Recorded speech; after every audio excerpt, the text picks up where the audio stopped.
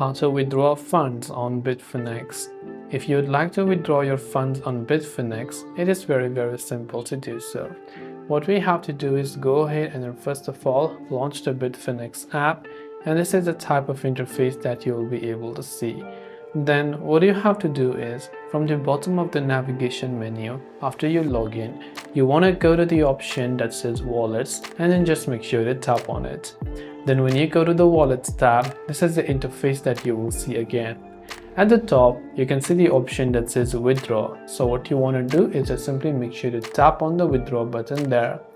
Then when you tap the withdraw button, you can choose whether you want to withdraw from crypto or whether you want to withdraw cash. So depending upon what you have, select the asset that you wish to withdraw, and once that, you can select your respective payment method and other confirmation details to withdraw your funds from Bitfinex. This way you can withdraw funds from Bitfinex. I hope the video helped you out, and if you have got any further questions, feel free to also leave them down in the comment section below.